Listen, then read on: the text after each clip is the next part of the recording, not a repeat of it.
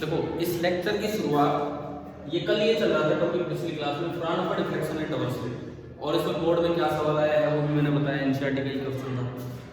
अब हम इसमें दूसरी चीज पे आते हैं, missing order of interference maximum. मैं शुरुआत एक क्वेश्चन से कर रहा हूँ ताकि ये कॉन्सेप्ट समझ आए।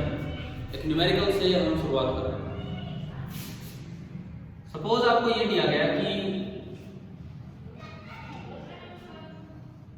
ये दो स्लिट्स हैं,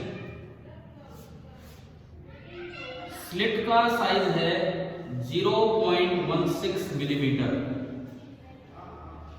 इस स्लिट का साइज भी है 0.16 मिलीमीटर, और जो ओपेक पार्ट है वो है 0.8 मिलीमीटर।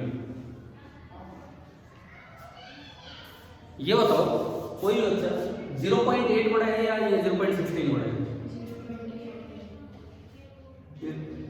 हाँ ये तो ठीक है ना, कभी सोचते तो डबल है, 16 है या 8 है, 16 है।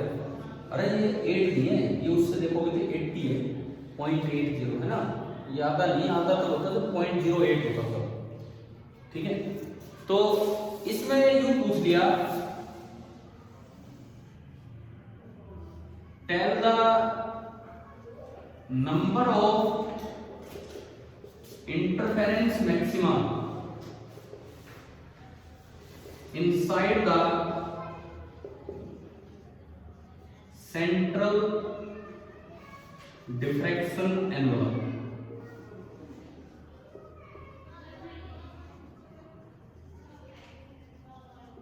सपोज ये क्वेश्चन आ गया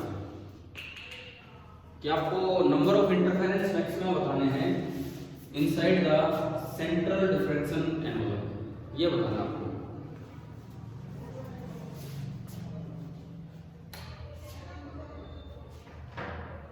तो देखो आप ग्राफिकली देखिए इस चीज को। सपोज ये मैं इंटेंसिटी एक्सिस बना रहा हूं, इंटेंसिटी एक्सिस, तो जो हमें पता है, हमने पिछली क्लास में पढ़ा कि जो डिफ्रैक्शन एनवलप है वो एनवलप का ही काम करेगा इस तरह से, और इसके बीच में या तो सेंट्रल मैक्सिमम और ये मैक्सिमम ही मैक्सिमम आएंगे। समझ गए हो? तो पहली बार जो मैक्सिमम दबेंगे मैं उन्हें कह सकता हूं कि मैंने माना कि ये कौन सा मैक्सिमम था, nth ऑर्डर इंटरफेरेंस मैक्सिमम, और ये भी दबा nth order interference maximum. nth order ऊपर दबा, nth ऑर्डर ही नीचे दबा। तो देखो अगर nth ऑर्डर दबा है तो बचे कितने मैक्सिमा? यहां तक n-1, जैसे 5वां दब गया तो 4 बचे ना। सिमिलरली इधर भी कितने बचे? n-1 और एक ये रहा सेंटर। टोटल कितने हो गए इसमें? n-1 plus n-1 plus 1। तो ये जो आपसे पूछा है n-1 प्लस n-1 प्लस 1 से 1 गया, यानी कि कितना है? 2n-1। ये ओड नंबर है, इवन नंबर है, 2n-1 ओड नंबर है। कई बार क्या होता है न्यूमेरिकल में ऑप्शन ही नहीं होता ओड नंबर, इवन ऑप्शन है। तो आप अगर इवन नंबर ऑप्शन है तो इसको भी 2n ही बोलोगे, इस 2n-1 को ही 2n बोलोगे अगर ऑप्शन इवन नंबर है तो। अब फिलहाल देखें n कैसे निकलता है वो सुनिए। n मतलब जहां ये मैक्सिमम गायब हुआ है। देखो अगर ये इंटरफेरेंस का nth ऑर्डर मैक्सिमम है तो इंटरफेरेंस के लिए पार्ट डिफरेंस क्या होता है? इंटरफेरेंस के लिए पार्ट डिफरेंस क्या होता है? d sin theta. और अगर ये nth ऑर्डर मैक्सिमम है तो it should be equal to n lambda. याद होनी चाहिए हमें वैल्यूज। इंटरफेरेंस का जहां मैक्सिमम होता है nth ऑर्डर, वहां पे n लैम्डा होता है। लेकिन साथ ही साथ ये डिफ्रैक्शन का फर्स्ट ऑर्डर मिनिमम है। ये ग्राफ ग्रीन वाला जो ग्राफ ये दिखा रहा हमें कि ये डिफ्रैक्शन का क्या है? First order minimum. तो अगर ये डिफ्रैक्शन का फर्स्ट ऑर्डर मिनिमम है तो वहां कंडीशन a sin थीटा से निकलती है। तो कितना होगा a sin theta? Only lambda. और ये कंडीशंस में दिक्कत नहीं होनी चाहिए, बिल्कुल याद हो जाना चाहिए। a sin थीटा उसी जगह लैम्डा, ये थीटा मैंने इसकी एंगुलर पोजीशन मान ली, और उसी जगह d sin theta n lambda. आपने दोनों को डिवाइड किया, इक्वेशन नंबर 1 से इक्वेशन नंबर 2 को डिवाइड किया, तो n बराबर आ गया क्या, d by A. Missing order जो होगा ना, मिसिंग ऑर्डर, पहला मिसिंग ऑर्डर हमें पता लगा कि जो d बाई ए जो होगा वो मिस होगा, समझ आया, d by A order miss होगा। अब d बाई ए देखो, d क्या होता है, d होता है दोनों स्लिट्स के बीच की दूरी, d होता है दोनों स्लिट्स के सेंटर के बीच की दूरी। 0.8 तो ये 0.16 का आधा यहां से और आधा यहां से, तो जुड़ के 0.16 हो जाएगा। भाई अगर मैं d की बात करूं, अगर मैं d की बात करूं तो d की वैल्यू है 0.8 प्लस 0.16/2 प्लस 0.16/2, तो 0.80 प्लस 0.16 कितना हो गया, 0.96 mm। d लिखना आया कि नहीं आया, जोड़ घटा करके होनी चाहिए ना d, और a कितना है, a तो ये दिख ही रहा है हमें, तो d बाई ए बताओ कितना है, d by a, d by a, अरे ये रहा d, हाँ तो वही तो पूछ रहा हूँ कितना आया, 16 का पहाड़ा भी आता होगा, ठीक है। तो d बाई ए की वैल्यू अगर आप निकालेंगे तो आया 0.96 mm अपॉन 0.16 mm, mm से mm गया, तो d बाई ए कितना आ गया 6, यानी कि 6th मैक्सिमम दब गया, 6th मैक्सिमम दब गया। कितने बचे जो यहाँ लिखेंगे वहां तक, 5 ये, 5 ही ये, और यानी कि आंसर क्या आएगा 11, समझ लो। ऑप्शन में 11 ना हो तो खाली और नंबर हो ना, 2n माइनस 1 11 आया है भाई, मैंने क्या कहा, अगर 2n बोलो ना, 2n, n कितना है आपका 6, तो क्या बोलेंगे 12 बोलेंगे, असल में तो 11 है, परंतु अगर इवन नंबर ही ऑप्शन हो तो हम 12 बोलेंगे, असल में तो 11 है लेकिन इवन नंबर ही ऑप्शन हो तो 12 बोलेंगे, वो आधा और कम हो जाएगा। अभी बताओ क्या ये तरीका समझ आया क्वेश्चन जो दिया आपने, ठीक है। अब इस रिजल्ट को थोड़ा जनरलाइज कर रहे हैं, हमेशा के साथ फर्स्ट इंटरफेरेंस वाले मैक्सिमा के साथ फर्स्ट ऑर्डर मिनिमा ही है। जो पहली बार जो मिस होगा ना, देखो मिस कौन कौन होंगे, जिन पे डिफ्रैक्शन का मिनिमम आके बैठेगा वही तो मिस होगा। तो सबसे पहले डिफ्रैक्शन का मिनिमम जहां आएगा वो डिफ्रैक्शन का कौन सा ऑर्डर है मिनिमम का, फर्स्ट, वहां इंटरफेरेंस के कई आ जाएंगे, इंटरफेरेंस जल्दी आता है, इंटरफेरेंस में d बड़ा होता है, तो d बड़ा होता है तो d इंटू साइन थीटा बराबर लैम्डा करना है, तो d बड़ा है तो साइन थीटा छोटा होगा। देखो डिफ्रैक्शन कहता है कि a साइन थीटा बराबर लैम्डा, वहां मिनिमम आएगा, इंटरफेरेंस कहता है d साइन थीटा बराबर लैम्डा, वहां मिनिमम आएगा, मैक्सिमम आएगा, पहला मैक्सिमम। d बड़ा है तो साइन थीटा छोटा होगा ना, प्रोडक्ट उतना ही, तो कम एंगल पे ही पहला मैक्सिमम आ जाएगा, दूसरा आ जाएगा, तीसरा आ जाएगा, उसका कोई 5वां चढ़ाएगा, जहां जाके डिफ्रैक्शन का फर्स्ट मिनिमम आएगा। मिसिंग ऑर्डर कैसे निकालना है मैं उसको जनरलाइज करता हूँ। एक बार ये बताइए क्या ये सवाल कुछ समझ आया कि नहीं आया, कैसे किया हमने?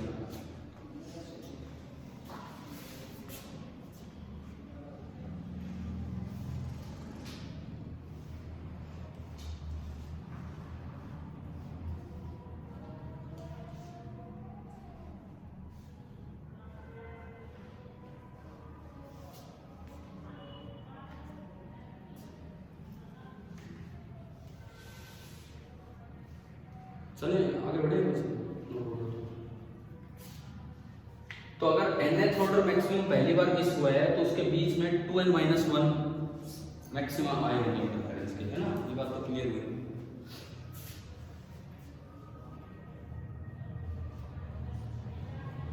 चलो आगे हो गया। अब अगर मैं इसको जनरलाइज करूं कि भाई कौन से मैक्सिमम गायब हो गए, भाई बताओ, न्यूमेरिकल के साथ कुछ कॉन्सेप्ट सिखाया है, समझ आया? अच्छा कभी डायरेक्ट दिया हो ना कि दोनों स्लिट इतनी दूर है, फिर आधा आधा नहीं जोड़ना, फिर तो हमें सीधा दे के रखा, वो डी दे रखा है। इस सवाल में क्या था, ओपेक पार्ट की लेंथ अलग थी, तो आधी ये जुड़ेगी और आधी इस स्लिट की लेंथ जुड़ेगी। आपको क्लियर हुआ ये? ठीक है।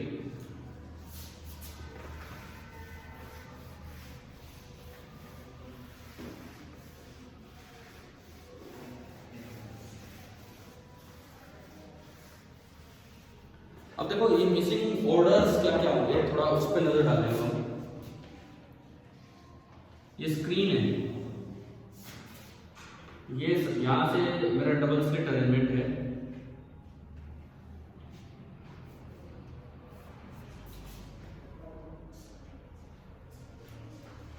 अब अगर मिसिंग ऑर्डर वाला पहली पोजीशन ये है, मैं कहता हूं यहां पे nth ऑर्डर तो आना था मैक्सिमम,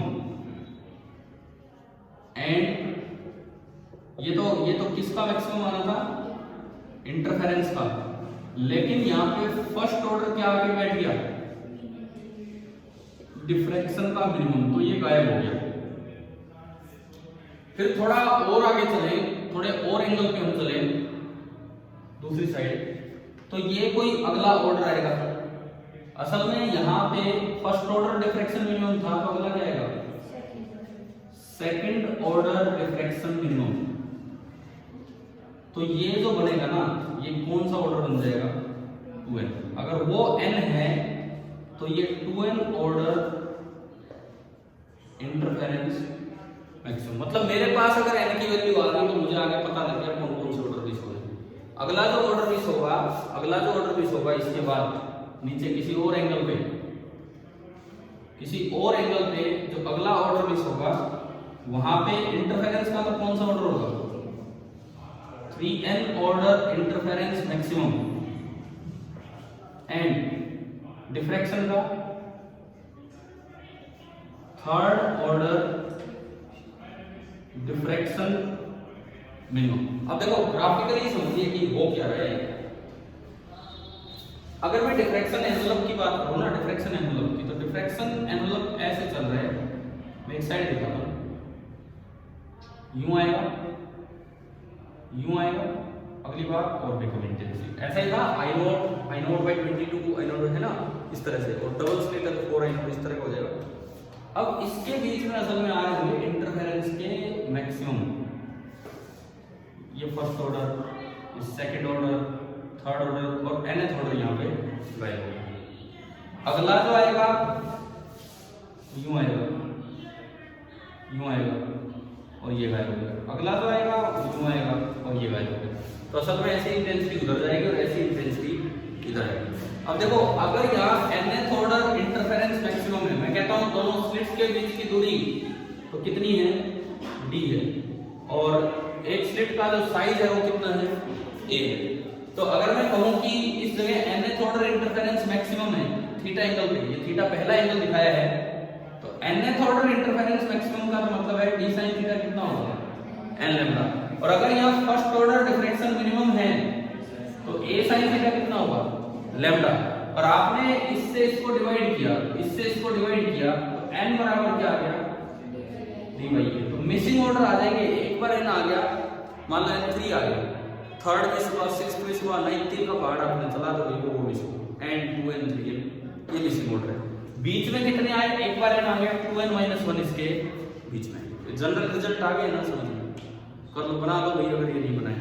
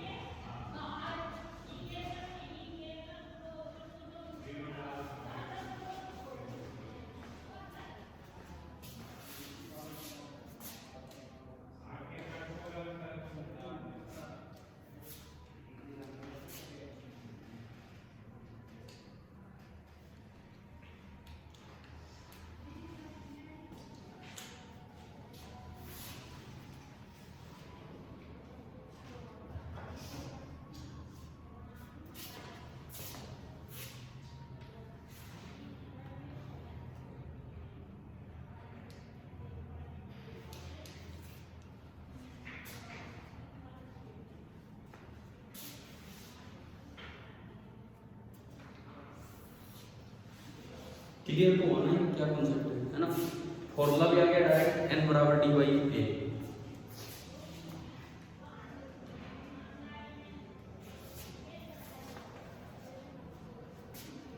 इसी के कुछ एग्जांपल है मिसिंग ऑर्डर निकालने के लिए, मिसिंग ऑर्डर ढूंढने के लिए, निकालने के लिए हम कुछ एग्जांपल लेंगे इसमें।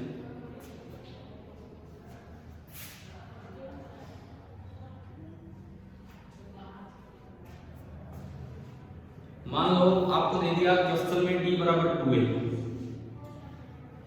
d बराबर 2a, बताओ कौन कौन से ऑर्डर मिस होंगे।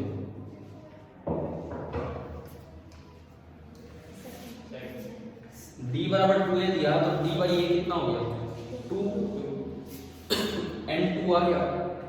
तो एक तो सेकंड अब 2 का अपने टेबल चला दो, सेकंड 4 6 8 ये मिस होंगे, समझ आया। और सेंट्रल एनवेलप में कितने मैक्सिमम होंगे 2n - 1 था ना एक फॉर्मूला, n कितना आया 2, तो 2n - 1 कितना हो गया 3 क्यों है, सेकंड तो दब गया तो एक फर्स्ट इधर बचा, एक फर्स्ट इधर बचा और एक सेंटर, कितने हो गए, समझ आ रहे हैं ना। ठीक है, ऐसे कैसा भी कोई भी सवाल आ सकता है।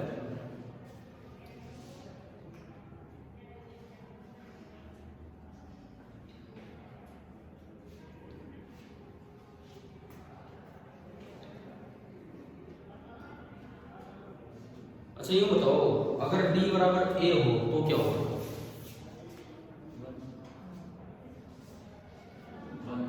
1 फर्स्ट गायब, ब्रेक का पहाड़ चलाओ, सेकंड गायब, थर्ड गायब, सारे गायब हो गए, क्यों बताओ ऐसा कैसे हो गया, सारे गायब हो गए।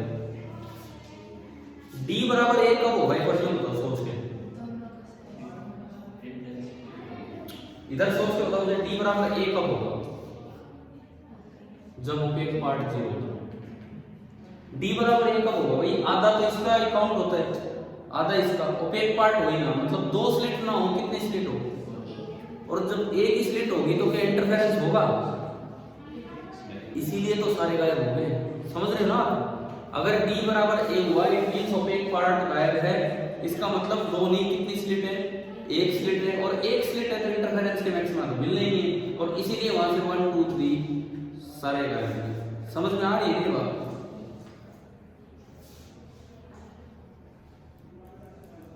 और कोई भी सवाल आ जाए जिसमें न्यूमेरिकल वैल्यू रिलेटेड किया है तो इस तरह से आप देख सकते हैं यहाँ पे मिसिंग ऑर्डर और ये सारा काम, शायद ये भी एक बड़ा इंपॉर्टेंट पार्ट है। एक बार अपनी एनसीईआरटी बुक खोलिए, मैं 2 एग्जांपल्स पे चलूंगा आपके चैप्टर का, एक एग्जांपल 10.3 एंड देन एग्जांपल 10.5। पहले एग्जांपल 10.3 एंड देन एग्जांपल 10.5, इन 2 एग्जांपल्स पे हम चलेंगे।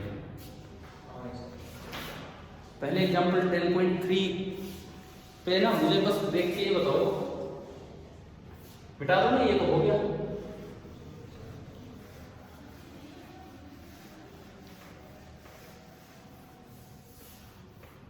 एग्जांपल 10.3 देख के बताओ कि स्मॉल d कितना दिया है, स्लिट्स के बीच की दूरी।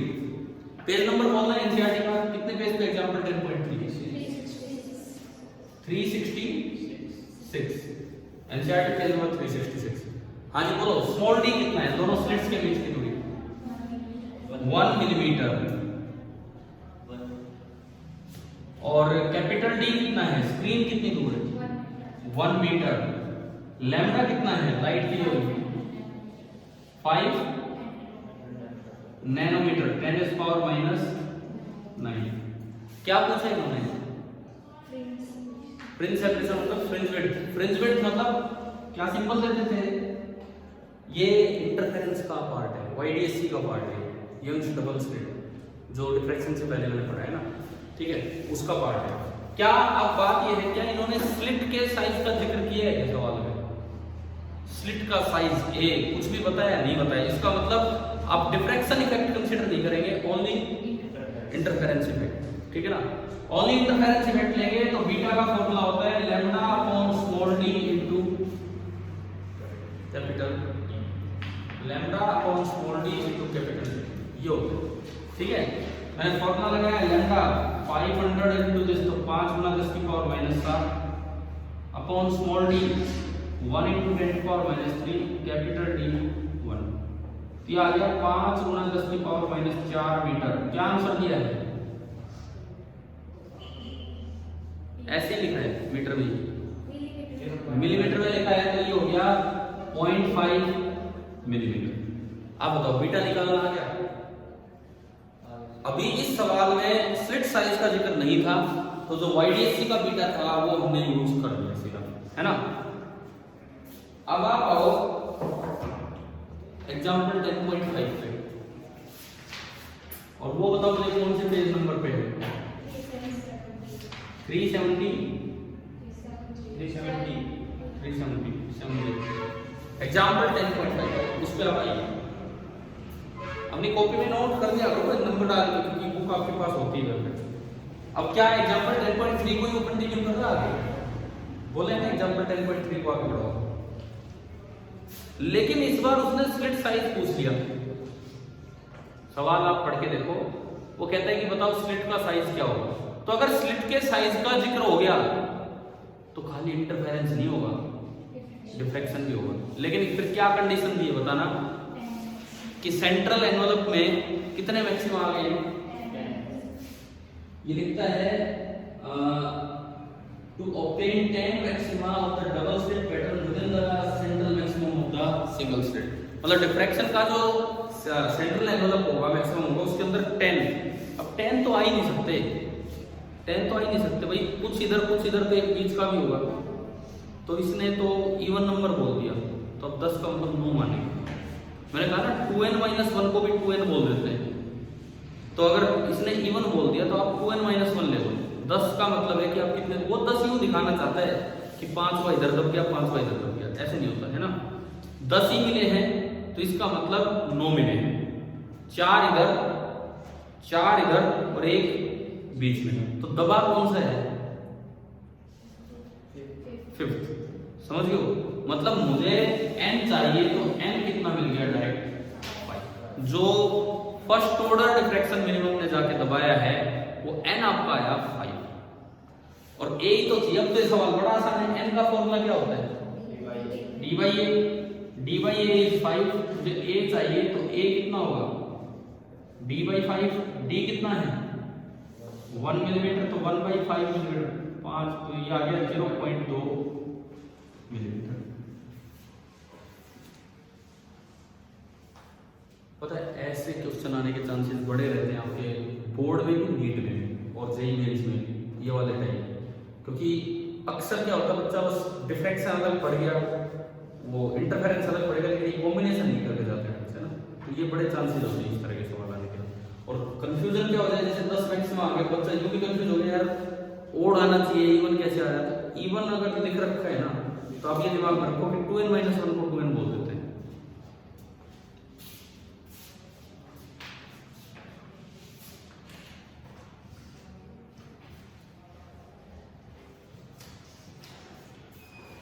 चलो सिंगल स्लिट डिफ्रैक्शन और ये काम पूरा हुआ। ठीक है, प्रैक्टिकली अगर डिफ्रैक्शन देखना हो उसका तरीका आपकी बुक में बता रखा है कि भाई 2 ब्लेड लो, तो होगा उसमें seeing the single slit pattern.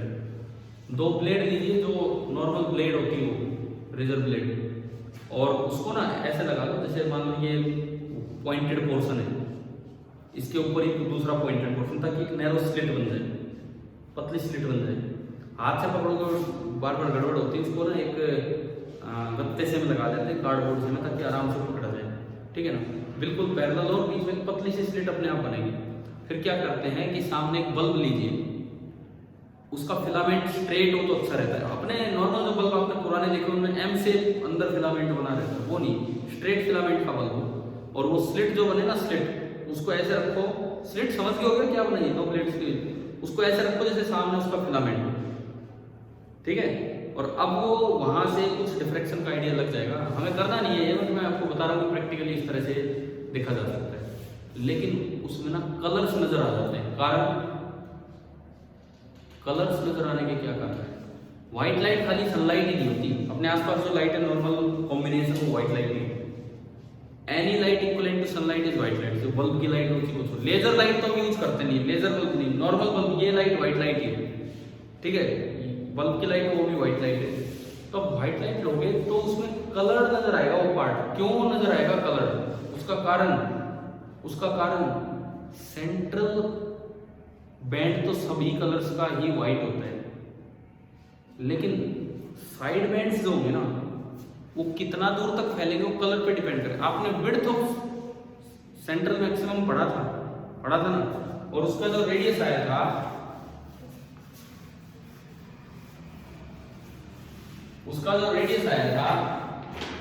वो नियरली आया था, नियरली कितना आया था बताओ, 1.22 लगवाया था उसमें, वो तब है जब सर्कुलर शेप होना, तो नहीं लगा लैम्डा बाई ए और इनटू डी या एफ डी ना दिया हो, पढ़ाया था ना radius of the disc, width ये तो उसका डबल है।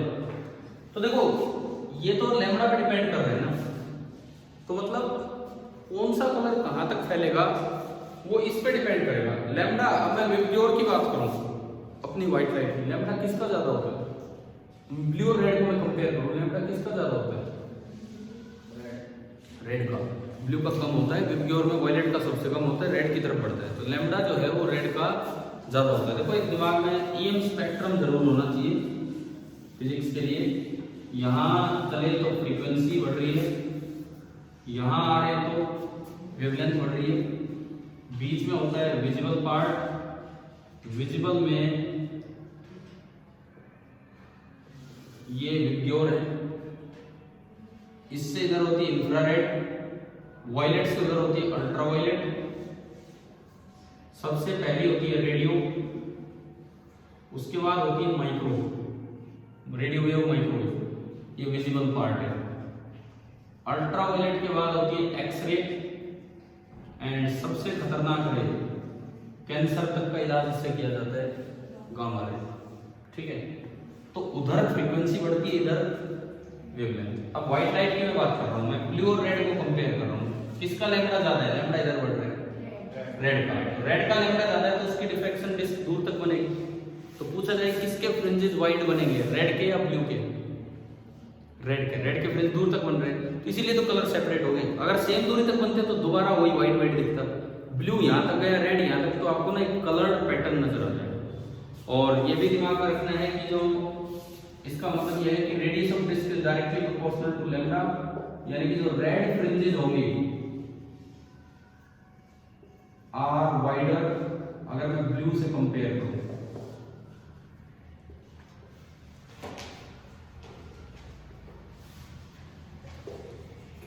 Then blue fringes. तो व्हाइट लाइट का कंपैरिजन देखिए, दिमाग में रखो सेंट्रल बैंड तो व्हाइट ही बनता है, वो डिफ्रैक्शन का बैंड, लेकिन साइड में थोड़ा अलग अलग कलर्स फैल जाते हैं। तो अगर देखो ये सवाल आ जाए मैचिंग करनी, मैं आपको एक क्वेश्चन देता हूँ, चलो एक बार आप नोट वीडियो बनाता हूँ।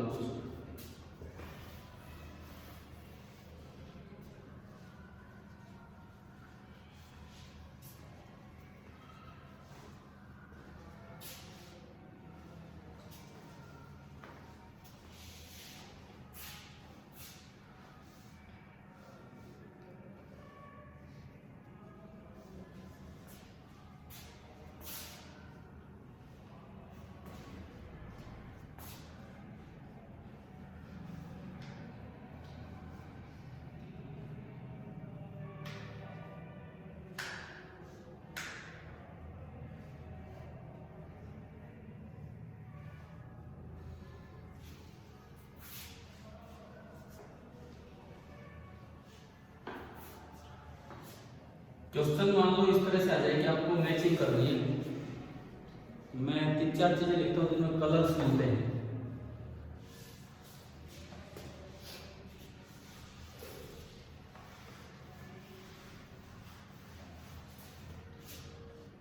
कलर प्रिज्म में भी नजर आ जाते हैं जब उससे व्हाइट लाइट पास होती है, कलर सोप फिल्म में भी नजर आ जाते हैं जब उससे व्हाइट लाइट पास होती है। सोप फिल्म एक जैसे पानी के ऊपर लेयर बनी हुई साबुन की, उस पर सनलाइट आती है तो हमें कलर्स दिख जाते हैं। कलर के सीडी देखी आपने, गोल गोल जो होती है, क्या उनमें कलर दिखते हैं? उनमें भी दिखते हैं। टू ब्लेड अरेंजमेंट अभी लिया, उसमें भी आपको कलर दिख जाएंगे, ठीक है।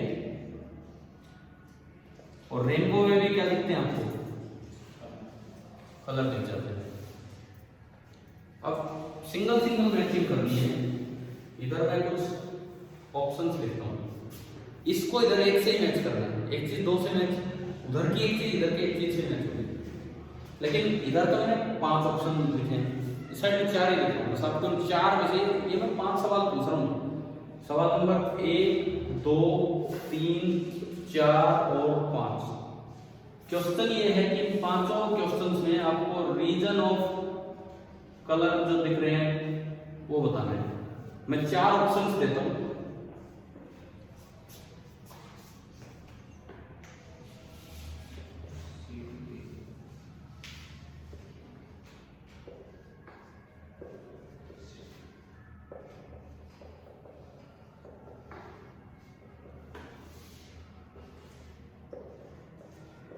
ये मैंने 4 ऑप्शंस देखे। Dispersion, PIR, interference, diffraction. हम एक एक करके देखते हैं। प्रिज्म से कलर क्यों नजर आते हैं? प्रिज्म से डिस्पर्जन होता है उसमें, जैसे व्हाइट लाइट आएगी डिस्पर्जन होगा। सॉफ्ट फिल्म ना, असल में क्या होता है, हमने इंटरफेरेंस ये वाला जैसे पढ़ा नहीं पीछे, तो इंटरफेरेंस होता है उसमें क्या होता है, नीचे पानी है, ऊपर एक साबुन की लेयर है, तो लाइट आएगी, एक पार्ट तो ऊपर से रिफ्लेक्ट होकर जाएगा सॉफ्ट फिल्म से, एक अंदर घुसेगा और वाटर लेयर जाएगी, वहां से रिफ्लेक्ट होकर आता है, फिर वो दोनों लेयर इंटरफेयर करती है, उस वजह से वो कलर नजर आता है। याद तो रख लोगे, सॉफ्ट फिल्म में जो कलर नजर आते हैं वो उसका कारण क्या होता है, इंटरफेरेंस। सीडी कॉम्पैक्ट डिस्क में जो कलर नजर आते हैं, याद रखना, उसका कारण क्या होता है, डिफ्रैक्शन होता है। ठीक है, आपके एनसीईआरटी बुक में भी मेंशन है, आप डिफ्रैक्शन स्टार्ट करोगे तो। टू प्लेट अरेंजमेंट अभी पढ़ा, क्यों कलर नजर आते हैं, डिफ्रैक्शन की वजह से।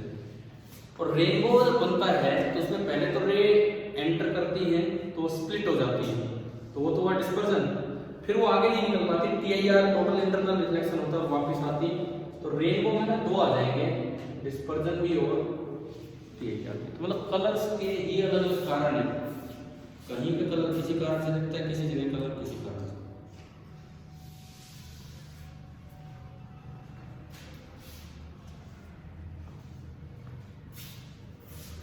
तो ये आप ये बताओ, क्या सिंगल स्लिट और डबल स्लिट डिफ्रैक्शन समझ आया कि नहीं आया, है ना? कैसे हमने फॉर्मूले निकाले, मैंने कहा कैलकुलस छोड़ो मैंने करवाया, तो क्या फेजर मेथड आसान है कि नहीं, वो समझ आ गया, इनफाइनाइट है तो कैलकुलस छोड़ दो, आसान कैलकुलस भी है लेकिन उसमें दिखने में बड़ा लगता है, तो छोड़ो, क्योंकि फेजर से ही दोनों सिंगल स्लिट लेते हैं, डबल स्लिट लेते हैं, वही सारी चीजें लेते हैं।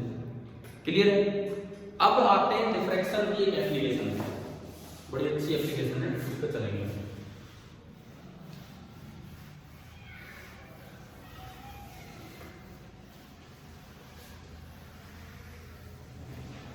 आप ही बताओ, आपने रे ऑप्टिक्स पढ़ी, ये कोई लेंस है, सपोज इंफिनिटी पे ऑब्जेक्ट रखा हुआ है, बहुत दूर रखा हुआ है, मान लो किसी r डिस्टेंस पे रखा है, r टेंड्स टू इंफिनिटी, यहां कोई ऑब्जेक्ट रखा है, तो इसकी इमेज कहां बनेगी according to ray optics, focus पे बनती है। अगर इसका फोकल लेंथ है f डिस्टेंस दूर, यहां बननी चाहिए इमेज, रे ऑप्टिक्स ये कहता है। अगर ऑब्जेक्ट बड़ा होता तो उधर रियल इमेज है तो इमेज इन्वर्टेड बनती है। देखो अगर आपने थोड़ा रे ऑप्टिक्स पढ़ा हो तो उसके बारे में जानो, ठीक है, 10th में भी आता है, 12th में भी।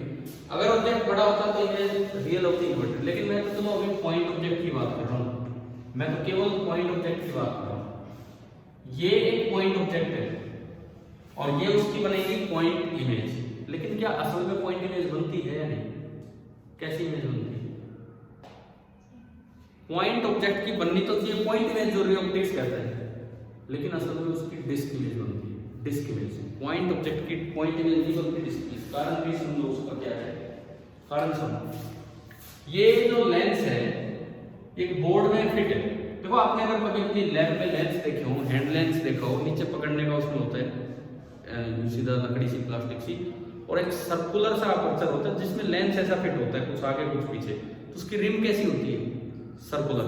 यानी कि ऐसा है जैसे कि एक बोर्ड में, एक बोर्ड है और बीच में एक सर्कुलर रिम काट दिया, एक सर्कुलर स्लिट की तरह ही होगा, सर्कुलर स्लिट। सपोज लेंस का जो अपर्चर है, अपर्चर मतलब ये साइज कितना है? ए। मैं कहूं कि भाई, मैंने कहा कि लेंस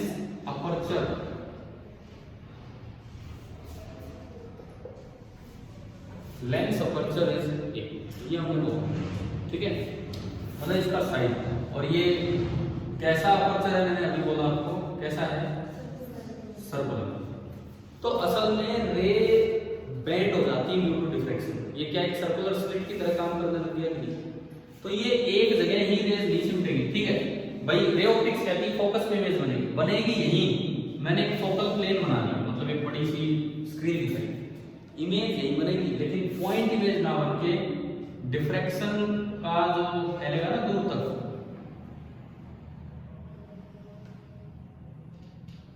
समझ गए हो क्या दिखा रहा हूं मैं? यहां डिफ्रैक्शन का फर्स्ट मिनिमम है और यहां डिफ्रैक्शन का इधर का फर्स्ट मिनिमम। एक्चुअली इतनी दूर तक, और ये जो बनी है डिफ्रैक्शन डिस्क है, क्या नाम हमने पीछे लिया? Diffraction disc. यानी कि उसी पॉइंट ऑब्जेक्ट की लेंस जो है वो एक बड़ी इमेज बनाएगा, एक डिस्क इमेज बनाएगा। तो यहां से ये पता लग रहा है क्या कि a lens forms a disk image of a point object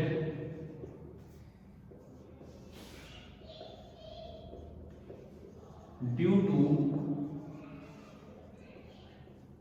किस वजह से? किस वजह से? डिफ्रैक्शन। रे ऑप्टिक्स तो कहता है पॉइंट ऑब्जेक्ट की कैसी इमेज बननी चाहिए? पॉइंट इमेज, लेकिन ये बनाएगा डिस्क इमेज। अब इस डिस्क इमेज का साइज क्या होगा? इसका रेडियस कितना होगा? इस डिस्क इमेज का जो रेडियस होगा, देखो इसको सोलार बोल देते हैं, ये अलग डिस्टेंस है, ये अलग है। हाँ बस सही बोल रहे हो, बोलो। बाई ए, ये साइज है। कई बार क्या होता है क्वेश्चन में लेंस का रेडियस दिया होता है, लेंस का ये अपर्चर का रेडियस, तो हमें तो डायमीटर चाहिए होगा, तो उसको डबल कर लेना है ना, इनटू डी। और डी कितना है यहाँ? एफ। तो ये इतने रेडियस की एक डिस्क इमेज बनेगी, और इससे पूरा एक नया टॉपिक स्टार्ट हो जाएगा। डिफ्रैक्शन का ये वो, इससे पूरा नया टॉपिक स्टार्ट हो जाएगा, resolution, limit of resolution, resolving power. जो माइक्रोस्कोप टेलीस्कोप पीछे आते हैं रे ऑप्टिक्स में, वहां मैग्नीफाइंग पावर पढ़ाई जाती है, यहाँ पढ़ाई जाएगी उनकी क्या? Resolving power. बिना रे ऑप्टिक्स की कोई मतलब नहीं उसका, रिजोल्यूशन का, उसका बिना डिफ्रैक्शन, ठीक है। तो नेक्स्ट टॉपिक क्या बनाए? टॉपिक क्या बनाए जो हम स्टार्ट कर रहे हैं? तो आप यूं लिखो, अगली हेडिंग नहीं डालो, क्वेश्चन की तरह लिखो, क्वेश्चन की तरह। Does a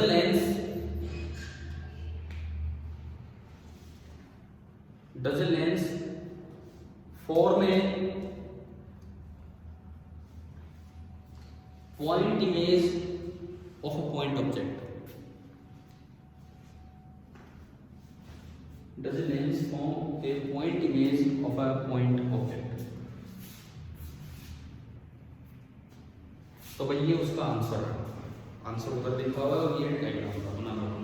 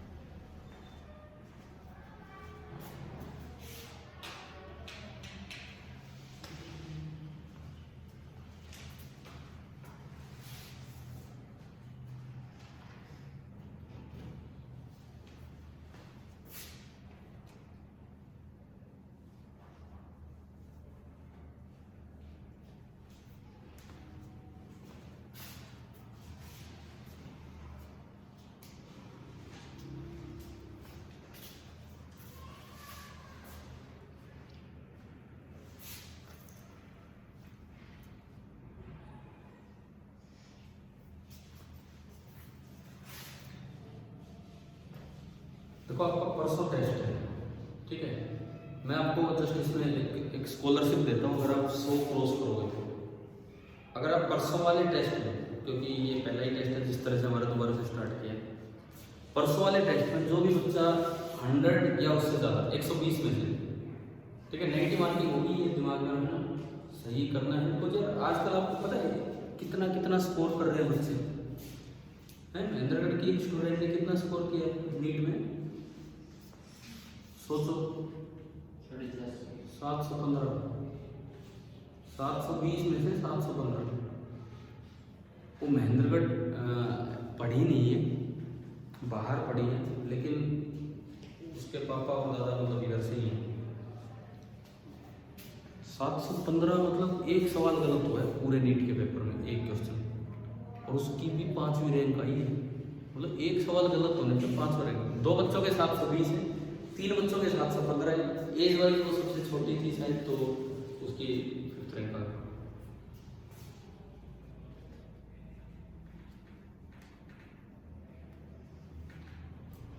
इतना स्कोर कर रहे हैं, तो मैं उसी धीरे धीरे यार आपको वहाँ तक लाना है। हाँ, मैं स्कॉलरशिप की बात कर रहा हूँ। मैं ये कह रहा था जो बच्चा पूरी क्लास कर लो बहुत अच्छी बात है, जो बच्चा 120 में से 100 या उससे ज़्यादा कर रहा होगा, उसकी इस महीने की मतलब 1 महीने की ट्यूशन फी माफ रहेगी, ठीक है। लेकिन यार आपके ऊपर है कि क्या करते हो क्या नहीं करते हो।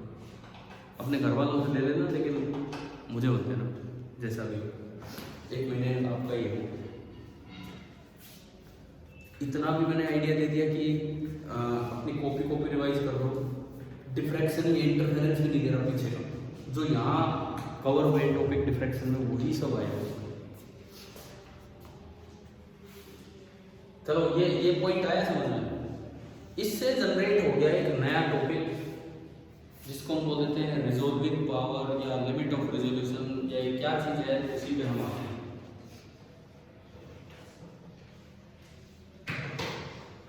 नेक्स्ट स्टडी का भी डाल देना, लिमिट ऑफ रिजोल्यूशन।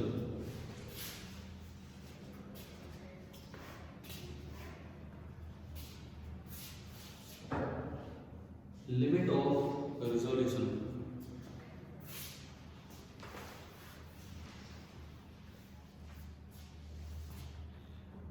करें स्टार्ट, ठीक है।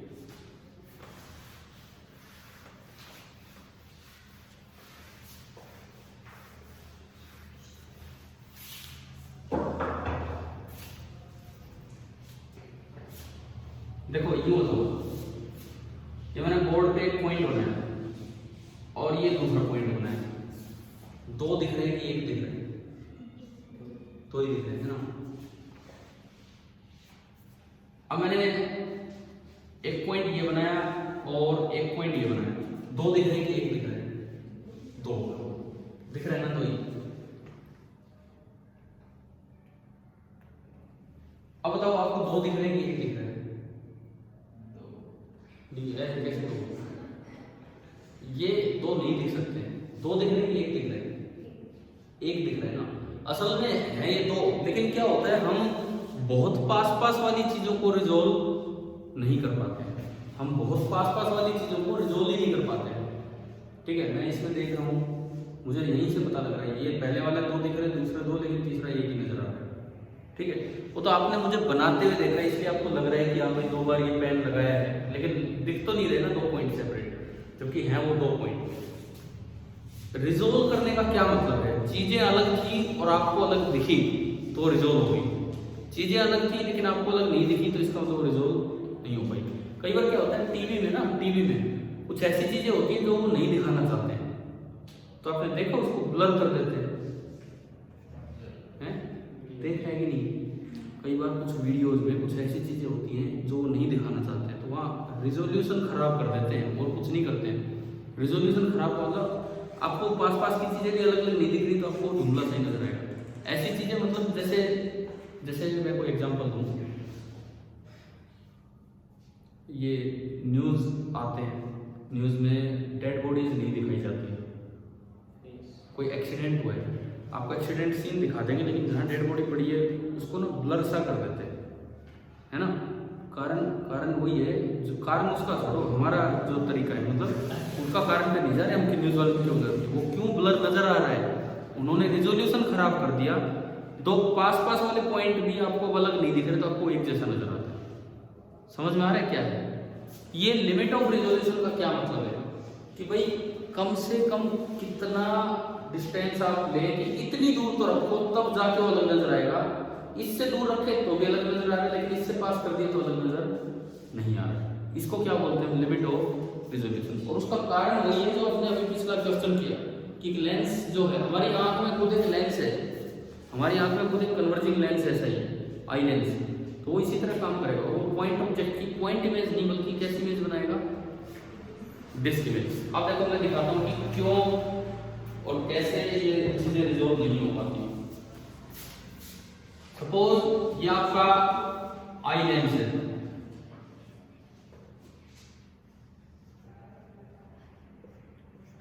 ये आंख का लेंस और पीछे स्क्रीन है। आंख की जो स्क्रीन होती है ना उसका नाम क्या होता है, हाँ आंख की जो स्क्रीन होती है अंदर उसका नाम होता है रेटिना, ठीक है, जिसपे सेल्स होते हैं, रोड्स बोन्स, ये सब सीधे नहीं होते, मैं अभी तो एक डायग्राम से समझा रहा हूं आपको। सपोज ये पॉइंट नंबर 1 यहां था, लेंस इसकी पॉइंट इमेज बनाएगा, डिस्क इमेज बनाएगा, डिस्क इमेज। पहले तो रे ऑप्टिक्स से उसकी इमेज लोकेट कर लो। रे ऑप्टिक्स कहती है कि उसकी इमेज यहां बननी चाहिए तो वह यही बनेगी, लेकिन एक बड़ी इमेज बनेगी थोड़ी, सेंटर यही होगा और ये पॉइंट नंबर 1 की इमेज बनेगी, ठीक है। पॉइंट नंबर 2 सपोज कीजिए ऊपर है, यही है लेकिन ऊपर है, तो रे ऑप्टिक्स कहेगी u वही है जो 1 का वही 2 के लिए है, u जो फॉर्मूले होते हैं रे ऑप्टिक्स वाले, उससे आप भी निकालोगे सेम आएगा, यानी कि इसी लाइन पे बननी है इमेज, परंतु ये रियल ऑब्जेक्ट की तरह देखो 1 2 को तो इमेज इन्वर्टेड बनेगी नीचे। ये थोड़ा ज्योमेट्रिकल ऑप्टिक्स का पार्ट जा रहा है। 2 ऊपर है ना, 2 ऊपर है तो उसका सेंटर यहां बनेगा। अगर मैं यहां से एक परपेंडिकुलर लाऊं स्क्रीन पे तो ये जो है ये 2 का सेंटर और 2 की जो इमेज है वो ये बनेगी डिस्क। अब ये बताओ कि ये दोनों डिस्क सेपरेट बनी है कि नहीं, तो हमारी आंख को ये नहीं, हमारी आंख पे रेटिना पे ये बनेगा, दिमाग तक ये पहुंचेगा। आप बताओ ये 2 डिस्क नजर आ रही है दिमाग को, ये 2 एक कैसे 2 ही तो अलग अलग है ना, मतलब रेटिना पे 2 इमेज बनी है सेपरेट, तो ऑप्टिक नर्व अपने ब्रेन तक सही इंफॉर्मेशन पहुंचाएगा कि ये 2 पॉइंट है। तो आप क्या इन 2 पॉइंट्स को अलग अलग देख पाए हो कि नहीं देख पाए ना, तो डिस्क कितनी सेपरेट बनी है। देखो मैं आंख से अपने देखने की कोशिश कर रहा हूं, मुझे इन 2 पॉइंट की ये इमेज मेरे रेटिना पे बनी जो मेरे ब्रेन तक संदेश जाना है, तो मेरे लिए 2 डिस्क बनी है कि एक डिस्क बनी है, 2 बनी है ना, तो मुझे लगेगा कि 2 पॉइंट है अलग अलग दिख रहे हैं, तो इनको हम बोल देते हैं वेल रिजोल्व्ड पॉइंट्स। ये हैं आपके वेल रिजोल्व्ड पॉइंट्स, समझ आया। अब मैं कर दूं डायग्राम चेंज, अगर आप बना लो तो बाद में पहला डायग्राम आया समझ क्या है। अब देखो मैं इस पॉइंट 2 को थोड़ा पास ले आया, बना दो तो 1 मिनट बना दो वेल रिजोल्व्ड वाला, फिर अगला डायग्राम पे हम चलेंगे। सबसे पहले वेल रिजोल्व्ड पॉइंट्स का डायग्राम बना दीजिए।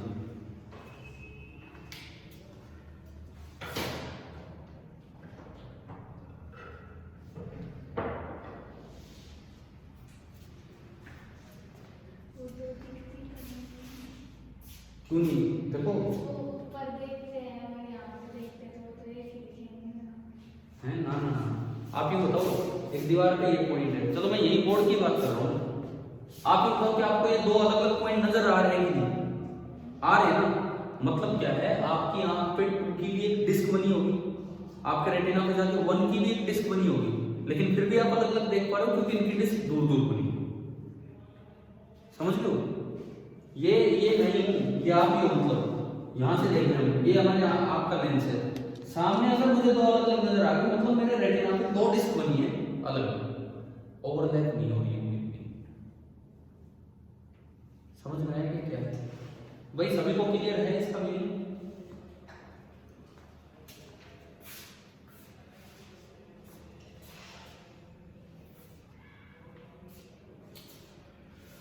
अब देखो बना लिया ना डायग्राम, अब मैं थोड़ा सा इसको चेंज करता हूं।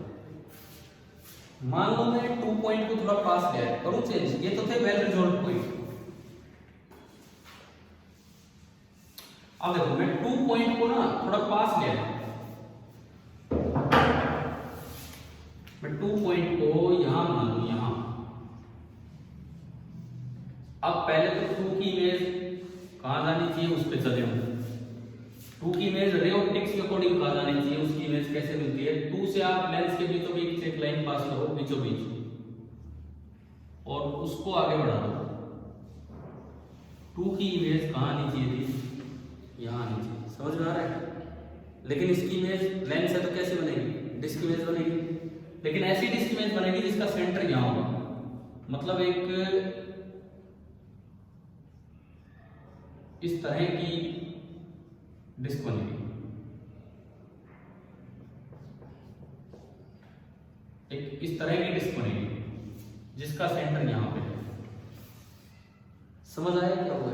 अगर मैंने 2 पॉइंट को थोड़ा पास ले लिया तो ये डिस्क थोड़ा ऊपर खिसक गई। अब मेरे आंख पे ना 2 डिस्क तो बनी, लेकिन ये पूरी तरह ओवरलैप हो रही है, तो आप समझ ही नहीं पाएंगे कि ये एक डिस्क है या 2 डिस्क है। तो मुझे 2 नहीं, मुझे किस तरह दिखेगा, एक ही सिंगल पॉइंट। ठीक है, और ये पॉइंट मैंने कहां कर दिए, थोड़े पास कर दिए। आपको अभी भी बोर्ड पे देखने में 2 नजर आ रहे हैं, क्योंकि मैंने दूर रखा हुआ है, क्योंकि अभी भी इनकी आपकी आंख पे जो डिस्क है वो दूर दूर बनी है। लेकिन मैं तो आपको समझा रहा हूं कि क्या होता है जब आपको 2 का 1 दिखने लग जाए, 2 का 1 दिखने लग जाए, मतलब 2 पॉइंट अलग अलग ना दिखे, तो वहां पे ना ये हो जाता है, ये ओवरलैप होगी तो हमारा ब्रेन समझ नहीं पाता है 2 डिस्क है या 1 डिस्क है। तो ये जो पॉइंट्स है ना, ये जो पॉइंट्स अभी आपने बनाए, इनको बोलते हैं अनरिजॉल्व्ड पॉइंट्स। अनरिजॉल्व्ड पॉइंट कैसे बनाना है डिस्क, ये सुनो। पहली जो डिस्क है, एक बार ध्यान से सुनो, डायग्राम बनाएंगे। पहली जो डिस्क है वो दूसरे के सेंटर के भी नीचे से जाए, और दूसरी जो डिस्क है वो पहले के सेंटर के ऊपर से जाए, तो ये अनरिजॉल्व्ड पॉइंट बना दो इसका भी।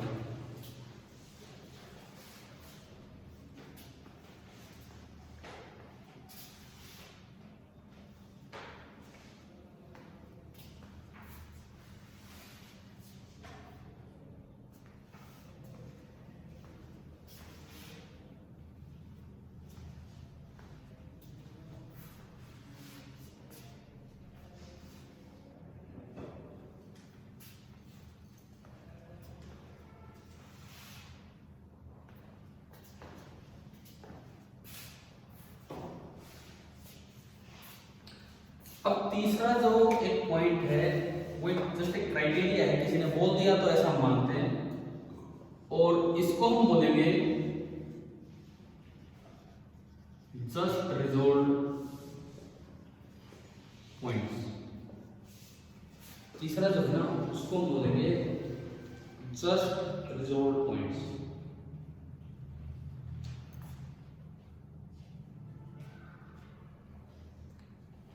जस्ट रिजॉल्व मतलब डिस्क ओवरलैप भी हो रही होंगी, लेकिन बस इतना ओवरलैप कर रही होंगी कि हमारी आंखें पहचान पाए कि भाई ये तो एक नहीं, कितनी है, 2। जस्ट रिजॉल्व है, इसको थोड़ा दूर करो, उतना भी दूर मत करो कि वो वेल रिजॉल्व हो जाए। इसको फिर दोबारा मैं पॉइंट को थोड़ा ऊपर देता हूं, देखिए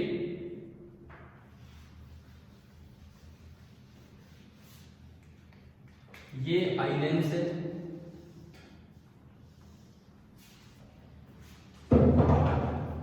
और ब्लू आइज बन गई इसका दो, और ये रेटिना है इस तरह का।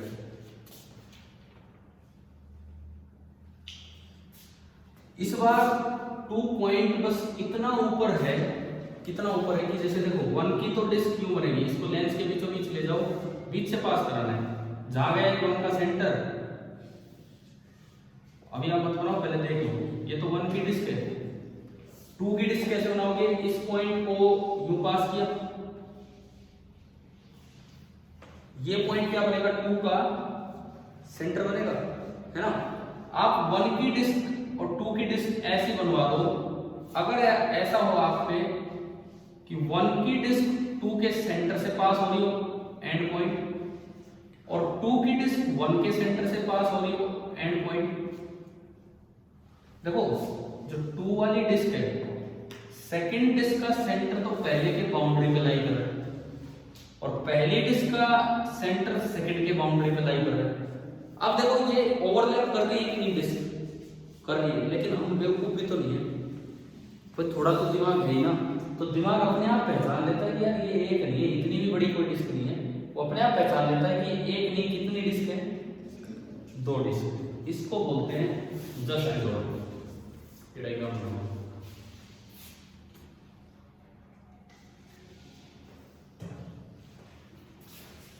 और ये आर्बिट्रेरी क्राइटेरिया है, मैं लिखता हूं एक लाइन यहां। लॉर्ड रेले एक साइंटिस्ट थे,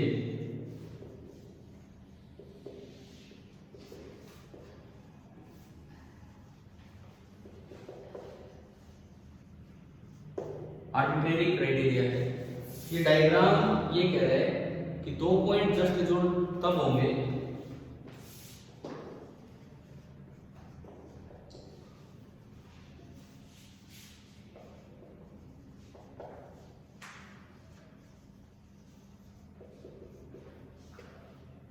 two points are just resolved if the center of one bright disk,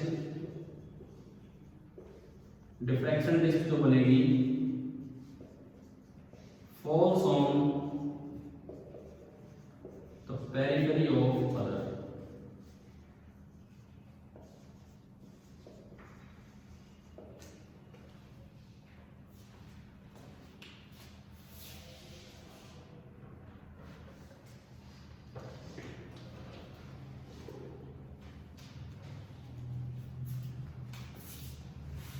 तो अब हमने टर्म ऊपर हेडिंग क्या डाली है, लिमिट ऑफ रिजोल्यूशन। पहले बताओ रिजोल्यूशन की दिक्कत ही क्यों आई, क्योंकि एक लेंस पॉइंट इमेज ना बना के कैसे इमेज बना रहा है, डिस्क इमेज। इससे एक नया टॉपिक बढ़ गया हमारा पढ़ने में, है ना।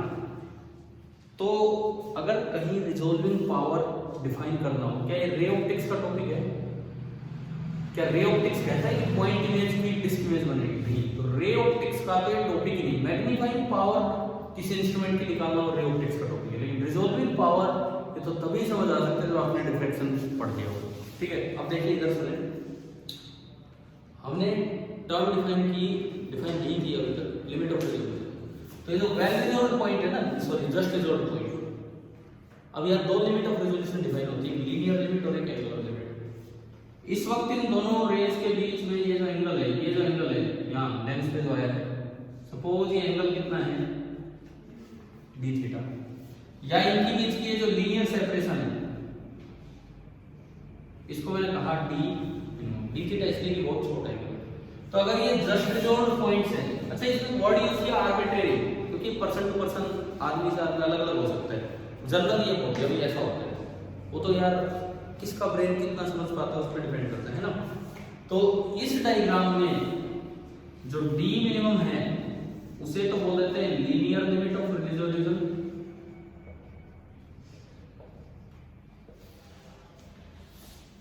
लीनियर लिमिट ऑफ रिजोल्यूशन, या खाली लिमिट ऑफ रिजोल्यूशन वर्ड आए तो आपको देखना होगा कौन सा यूज करना है। और जो d थीटा है उसे बोल दिया जाता है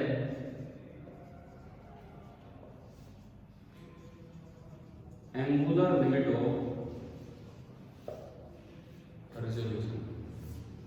एक लीनियर, अगर खाली लिमिट ऑफ रिजोल्यूशन वर्ड आए तो आपको देखना होगा क्वेश्चन में क्या दिया है, लीनियर पूछा है कि ये पूछा है, ये सब।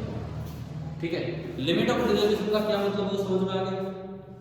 एक आखिरी चीज आज की डिफाइन कर देते हैं कि फिर रिजोल्विंग पावर क्या है। जैसे रिजोल्विंग पावर किसी भी इंस्ट्रूमेंट की या लेंस की, आंख की बताते हैं, तो क्या है, ये क्लियर है ये टॉपिक। तो नेक्स्ट हेडिंग आप डालना अगर ये नोट हो गए तो, resolving power of an instrument.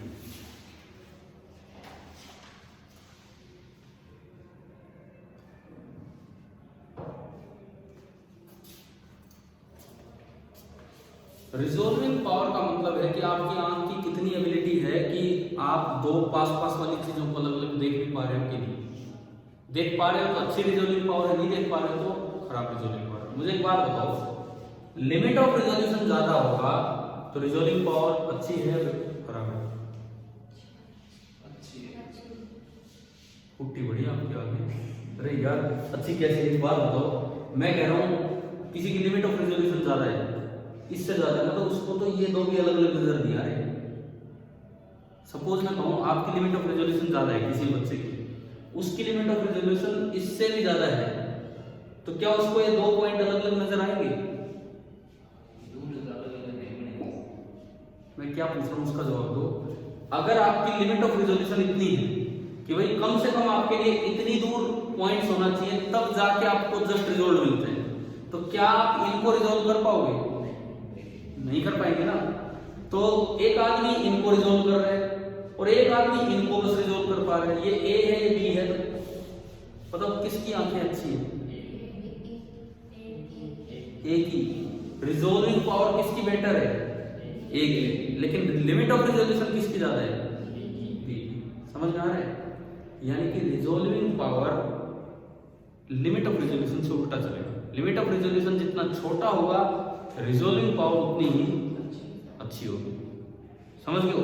तो इसको डिफाइन कर दो। It is the ability of an optical instrument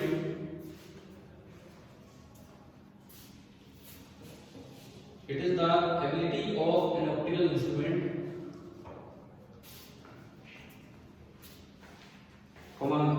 expressed in numerical measure,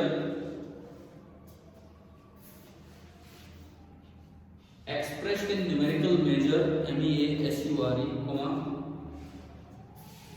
to produce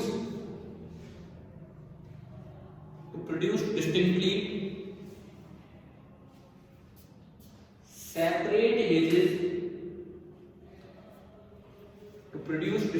separate images, of two close objects, close objects। क्या मतलब? ये किसी भी इंस्ट्रूमेंट की एबिलिटी है कि पास वाले ऑब्जेक्ट को भी वो सेपरेट इमेज बना पाया या नहीं बना पाया। अब इसमें एक चीज लिखी, एक्सप्रेस्ड इन न्यूमेरिकल मेजर। अब एबिलिटी तो यार ऐसे हो जाती है, बोलो भाई ये ज्यादा एबल है ये कम एबल, तो है कितनी एबिलिटी? तो न्यूमेरिकल मेजर में कैसे बताया जाता है? आपने भी लिमिट ऑफ रेजोल्यूशन बताया था और हमें पता लगा जितनी ज्यादा लिमिट ऑफ रेजोल्यूशन उतनी रिजोल्विंग पावर खराब है, जितनी कम लिमिट ऑफ रेजोल्यूशन है उतनी रिजोल्विंग पावर बेटर है। तो रिजोल्विंग पावर को न्यूमेरिकली ऐसे बताया जाता है, this is 1 upon limit of resolution. ये इसका फॉर्मूला है। आप चाहे लीनियर लिमिट बताओ चाहे एंगुलर लिमिट बताओ, उसका रेसिप्रोकल कर दो, वो होती है रिजोल्विंग पावर।